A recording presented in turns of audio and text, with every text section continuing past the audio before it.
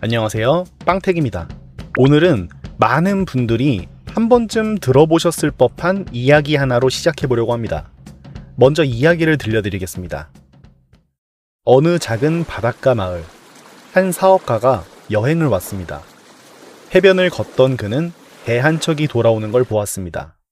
배 안에는 싱싱한 물고기 몇 마리가 실려 있었습니다. 사업가는 배에서 내리는 어부에게 다가가 물었습니다. 이 정도 물고기를 잡는데 얼마나 걸리셨어요? 어부가 웃으며 대답했습니다. 얼마 안 걸렸습니다. 사업가는 고개를 갸웃했습니다. 그럼 왜 더 오래 일해서 더 많이 잡지 않으세요?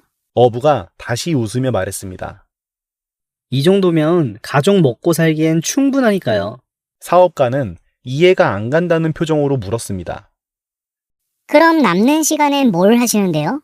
어부가 대답했습니다.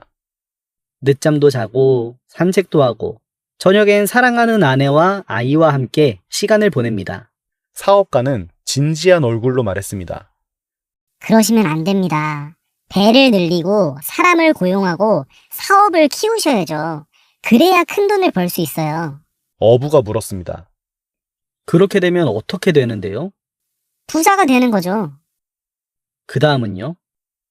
회사를 더 키울 수 있죠. 그 다음은요? 돈을 훨씬 더 많이 벌게 되겠죠. 어부는 한 번 더 물었습니다. 그 다음은요? 사업가는 자신 있게 대답했습니다. 그때가 되면 은퇴해서 이런 바닷가에서 살면서 늦잠도 자고 산책도 하고 사랑하는 사람과 시간을 보낼 수 있습니다. 그 말을 들은 어부는 미소를 지으며 말했습니다. 저는 지금 이미 그렇게 살고 있는데요.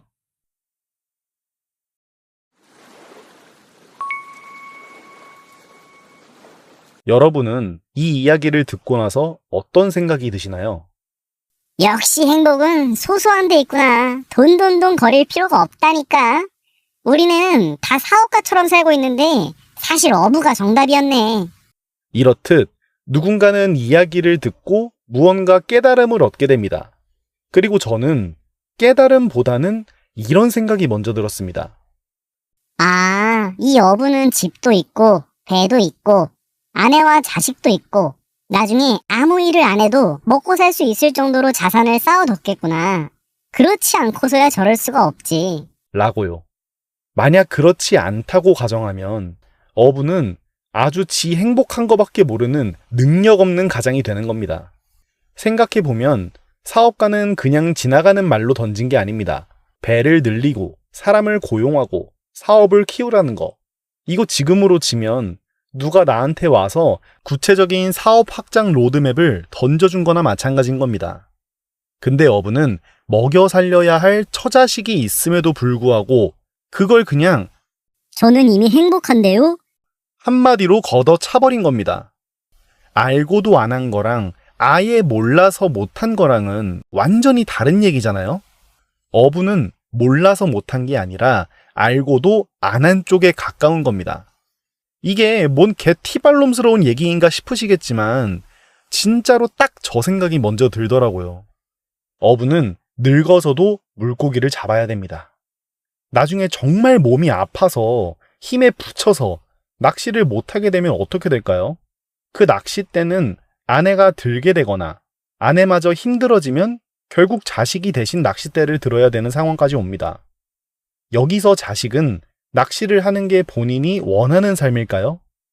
그럴 수도 있고 아닐 수도 있겠죠. 문제는 낚시를 하고 싶지 않은 상황인데도 할 수밖에 없는 현실이라는 거죠. 자산 없이 노동으로만 버티는 삶의 가장 무서운 부분이 바로 이겁니다. 내가 못하게 되면 그 부담이 그대로 가족에게 넘어간다는 거예요. 결국 지금의 대한민국 사회에서 봤을 때 이 이야기는 이미 자산을 어느 정도 일군 사람들을 위한 이야기라고도 볼 수 있습니다. 충분히 자산을 모았지만 더 높은 목표를 위해 원하지 않는 삶을 살거나 스스로 채찍질하는 사람들이 보면 아주 아름다운 이야기라는 거죠. 하지만 반대로 일반적인 사람들에게는 그저 현실 도피를 유발하는 이야기지 않을까 생각합니다. 집도 없고 의미 있는 자산을 모아두지도 않은 사람이 이 이야기를 듣고 돈이 전부가 아니구나. 지금 나의 행복을 찾는 거야. 라고 한다면 그냥 욜로족이 될 뿐입니다. 그리고 이 영상을 보시는 대부분은 아마 이것도 저것도 아닌 애매한 위치에 있을 겁니다. 자산으로 치면 3에서 5억 정도?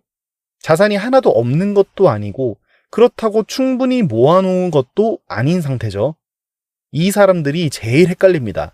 왜냐면 어부 이야기 듣고 위안 삼을 자격이 있는 건지 없는 건지 스스로도 판단이 안 서거든요. 저는 어부가 요즘 말로 하면 바리스타 파이어에 가깝지 않았을까 생각합니다. 하루 벌어 하루 먹고 사는 게 아니라 딱 필요한 만큼만 몸으로 벌고 나머지 부족한 부분은 이미 쌓아둔 자산이 채워주는 거죠. 완전히 은퇴한 것도 아니고 그렇다고 계속 아득바득 버는 것도 아닌 그 중간 어디쯤 시스템을 세팅해둔 겁니다. 지금 당장 어부의 삶을 꿈꾼다면 이렇게 세팅하면 됩니다. 내 인생을 즐길 수 있는 정도의 소일거리를 시작하고 부족한 생활비는 자산으로 채우면 됩니다. 예를 들어서 한 달 생활비가 300만 원이다. 근데 소일거리로 100만 원 정도만 번다. 그러면 나머지 200만 원은 자산에서 나와야겠죠. 이 200만 원을 배당이든 이자든 매달 안정적으로 뽑아내면서도 물가 상승률만큼은 자산 자체가 계속 불어나야 됩니다. 그러려면 내 생활비가 얼마인지, 소일거리 소득이 얼마인지, 부족한 부분을 어떤 투자로 채울 건지, 그러면서도 인플레이션까지 이기려면 자산이 얼마가 있어야 하는지, 이 네 가지를 순서대로 계산해 보면 됩니다. 이게 뭔 소린가 싶다면 아직 더 공부하고 열심히 자산을 만드시면 됩니다.